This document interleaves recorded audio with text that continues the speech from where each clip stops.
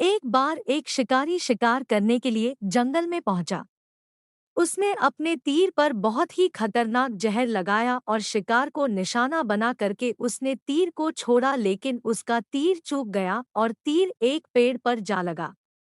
वह पेड़ बहुत ही हरा भरा और बहुत सारे तोते उस पेड़ पर रहते थे। जैसे ही वह जहरीला तीर उस पेड़ पर जाकर लगा, वह पेड़ धीरे धीरे सूखने लगा और उस पेड़ पर जो भी तोते रहते थे वह एक एक करके उस पेड़ को छोड़कर जाने लगे। उस बड़े से पेड़ के कोटर में एक बहुत ही बूढ़ा तोता रहता था जो बहुत ही धर्मात्मा और अच्छे मन का था।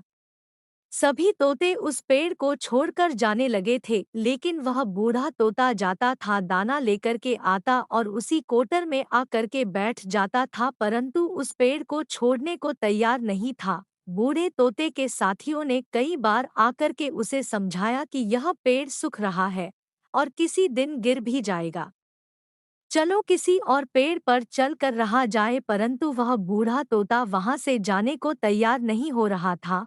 अब यह बात देवराज इंद्र तक पहुंची। उन्हें बताया गया कि एक तोता है, वह जिस पेड़ पर रहता है उस पेड़ पर एक जहरीला तीर लगने के कारण सूखने, गिरने और खत्म होने के कगार पर आ पहुंचा है, और एक बूढ़ा तोता अभी भी वहीं पर रह रहा है। वह दाना लेकर आता है और वहीं पर रहता है, जबकि उस जंगल में बहुत सारे पेड़ हैं, लेकिन वह उसी पेड़ पर रह रहा है।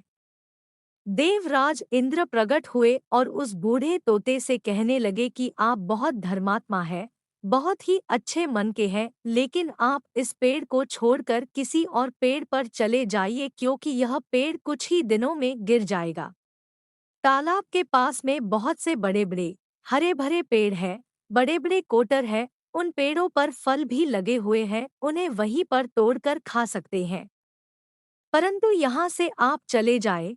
तोता बोला, माफ कीजिएगा, इस पेड़ ने मुझे जीवन दिया है, शिकारियों से मेरी रक्षा की है, हर मौसम में मेरे साथ रहा है, ये कोटर मेरा घर है, यहाँ मैं पला बड़ा हूँ, इस पेड़ को मैं छोड़कर कैसे जा सकता हूँ।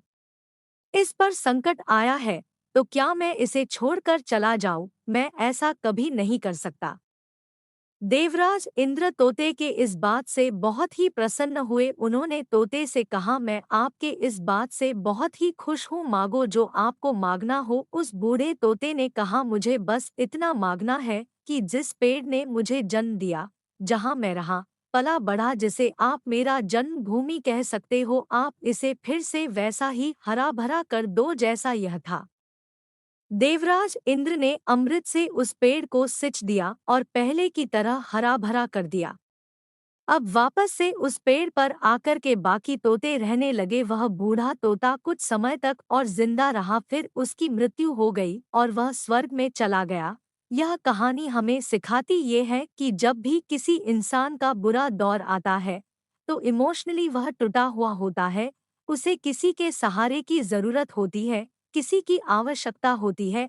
अगर आप ऐसे समय में उसे छोड़कर चले जाएंगे, उससे बात नहीं करेंगे, मुंह मोड़ लेंगे, तो आपसे बुरा कोई नहीं है, क्योंकि आप किसी के सुख का साथी बने या ना बने, लेकिन आपको हमेशा किसी के दुख का साथी जरूर बनना चाहिए। आपको मेरा कहानी कैसी लगी जरूर बताएं और लाइक और सब्सक्राइब जरूर करें। आपका दिन शुभ हो। धन्यवाद।